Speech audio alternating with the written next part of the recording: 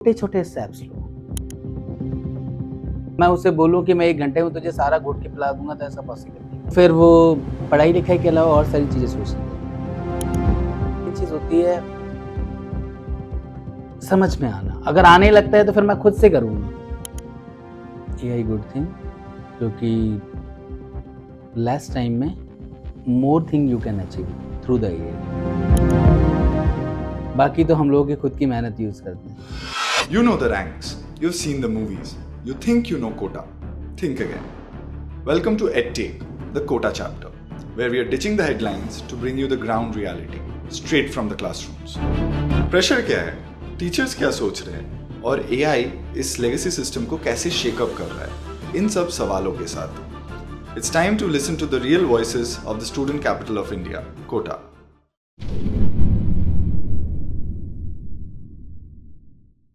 Sir हम जैसा जानते हैं इंडिया से बहुत पार्ट से स्टूडेंट्स आते हैं कोटा में, तो वो अपने परिवार को छोड़ के यहाँ अकेले रहने आते हैं। तो वो क्या होता है, ज़्यादातर टाइम टीचर्स को अपने बड़े भाई या फिर मेंटर ही पकड़ के चलते हैं। तो अगर कोई स्टूडेंट आपसे आके पूछे कि फिजिकल केमिस्ट्री हो क्या, ऑर्गेनिक केमिस्ट्री के रिएक्शंस याद नहीं आ रहे, कि एग्जाम में कम मार्क्स आ रहे, तो आपका रिएक्शन कैसे होता है? आप उसे कैसे मेंटर करते हैं कि कैसे वो हैंडल करे ये सिचुएशन? नहीं होता है, क्योंकि जैसे जब बच्चा है ना 10th से एग्ज़ाम आता है तो 10th तक जो सब्जेक्ट रहता है उसका लेवल बहुत कम रहता है।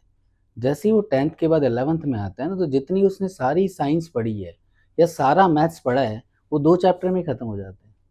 तो फिर उसके लिए वो सारी चीज़ें जो रहती है वो बहुत ज़्यादा हो जाती है। तो उसके लिए हम उसको बोलते हैं कि बेटा कोई दिक्कत नहीं है, छोटे-छोटे स्टेप्स लो। चीज़ों को अगर आपको करना है, बड़ी-बड़ी चीज़ों को डिवाइड करके छोटे-छोटे स्टेप्स लो और उनको धीरे-धीरे सीखो। और सबसे पहले बेसिक्स चीज़ें स्टार्ट करो, क्वेश्चंस की बेसिक्स को लर्निंग स्टार्ट करो, फिर उनको स्लो अप्लाई करना स्टार्ट करो। तब जाकर वो आपको एक दिन में नहीं आएगा। फॉर एग्जाम्पल एक चैप्टर पूरा खत्म हो गया है, अब वो नहीं समझ में आया, अब मैं उसे बोलूँ कि मैं 1 घंटे में तुझे सारा घोट के पिला दूंगा तो ऐसा पॉसिबल नहीं है।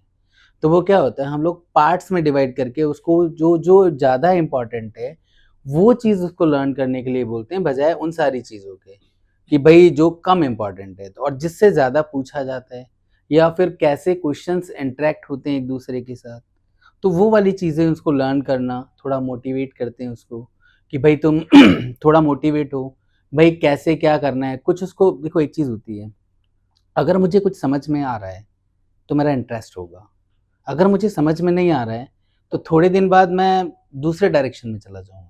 इंटरेक्शन क्या हो जाएगा उसके साथ कम होगा, तो फिर वो पढ़ाई लिखाई के अलावा और सारी चीज़ें सोचने लगेगा।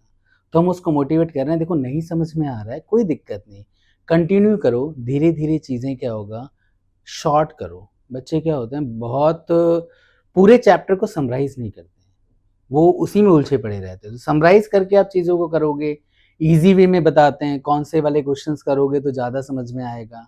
तो उसको इस तरह से मोटिवेट करने के बाद फिर वो अगर वो पढ़ता है तो उसको वो ट्रैक पे आ जाता है। फिर बनने लगते हैं क्वेश्चन तो कॉन्फिडेंस भी आता है। फिर अपने आप वो धीरे-धीरे एक बार, अगर मेन चीज़ होती है समझ में आना। अगर आने लगता है तो फिर मैं खुद से करूँगा। टीचर से भी कम पूछने की ज़रूरत पड़ेगी और नहीं आएगा और अगर नहीं करूँगा तो फिर दिक्कत हो जाएगी।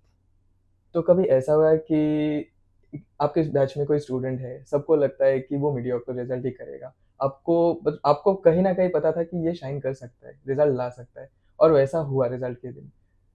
तो ऐसा कोई एक्सपीरियंस है आपका? कई बच्चे ऐसे रहते हैं जो कम बोलते हैं। कई ऐसे होते हैं कि जिनको आता कम है, बोलते ज़्यादा हैं। तो जैसे मैं 2nd और 5th रैंक की बात कर रहा था, तो उन दोनों में ही कॉम्पिटिशन था। 5th रैंक वाला बोलता ज़्यादा था, है ना? और 2nd रैंक वाला कम बोलता था। तो वो 2nd वाले के ज़्यादा नंबर आ गई, रैंक उसकी अच्छी आई, और जो ज़्यादा क्वेश्चनिंग करता था क्लास में उसकी रैंक कम आई। तो ये एक लाइव एक्सपीरियंस है। तो सर आपको कैसा लगा जब ऐसे एक स्टूडेंट मतलब आपका एक स्टूडेंट ऐसे शाइन कर गया वर्ल्ड में, तो वो कॉन्टैक्ट रखते हैं आपसे इट्स एन आके? प्राउड मोमेंट ना। हाँ, तो भाई आप अपन ने कुछ किसी को दिया और वो रिटर्न में आया, तो वो बहुत बड़ा अचीवमेंट है लाइफ का। वो आज नहीं, लाइफ लॉन्ग रहते हैं, वो कनेक्शन टच में रहते हैं। हमारे यहाँ पर कई सारे बच्चे जो है ना ऑल इंडिया में टच में रहते हैं या ऑल वर्ल्ड में टच में रहते हैं। ऑल इंडिया तो चलो छोटा सा हो जाएगा, हमारे यहाँ तो जो जेई वाले जो बच्चे रहते हैं वो वर्ल्ड वाइड हैं। सारे देशेस में। तो आज भी कहीं जाएँगे, कहीं कहीं पर हाय हेलो लिख देंगे फेसबुक पे तो वो कनेक्शन बिल्ट है। बस इतना लिखना होता है कि भई कौन-कौन यहाँ है, बस उतना सफिशिएंट है। तो सर कन्वर्सेशन के बीच में आपने एआई का ज़िक्र किया। हाँ, तो क्या आपने पर्सनल लाइफ में एआई को यूज़ किया आपके टीचिंग हाँ स्टाइल्स यूज़ में? करते हैं, टीचिंग में भी नीड होता है तो यूज़ करते हैं। तो आपका ओपिनियन क्या है एआई के बारे में? एआई गुड थिंग, क्योंकि लेस टाइम में more thing you can achieve through the AI, है ना? उससे क्या होगा कि आप आसानी से आपको वो चीज़ अवेलेबल हो जाएगी जो पहले कई महीनों तक आपको किसी किताब में ढूँढने पर मिलती। तो वो अब आपको विदिन अ सेकंड मिल जाएगा। तो वो अच्छी चीज़ है और आगने वाले टाइम में तो बहुत ज़्यादा एडवांस चीज़ें होती जा रही हैं। तो उसमें क्या होगा कि फॉर एग्ज़ाम्पल मुझे कोई टॉपिक ही एक्सप्लेन करना है, तो उसमें फॉर एग्ज़ाम्पल अगर हम कोई चीज़ समझाते हैं तो 1 या 2 पॉइंट ऑफ व्यू से समझा सकते हैं। बट अगर मैं एआई के थ्रू अगर उसको एक्सप्लेन करूँ तो मुझे ही बहुत सारी चीज़ें अवेलेबल हो जाएँगी। उसमें क्या-क्या चीज़ें अवेलेबल हैं, तो वो हो सकता है। वैसे तो हम लोग खुद अभी तक तो थोड़ा यूज़ कर रहे हैं, बाकी तो हम लोगों की खुद की मेहनत यूज़ करते हैं।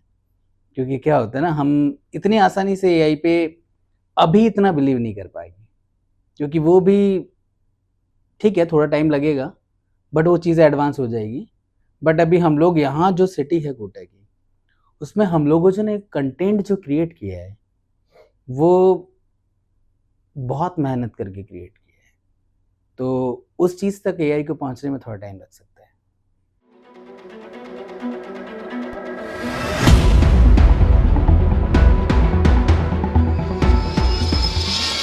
पेपर बना तो देता है बट क्वेश्चन रिपीट कर दो, ये आंसर वो गलत भी दे सकता है। ऐसा नहीं है कि 100% एक्यूरेसी वाली जैसी चीज़ नहीं है।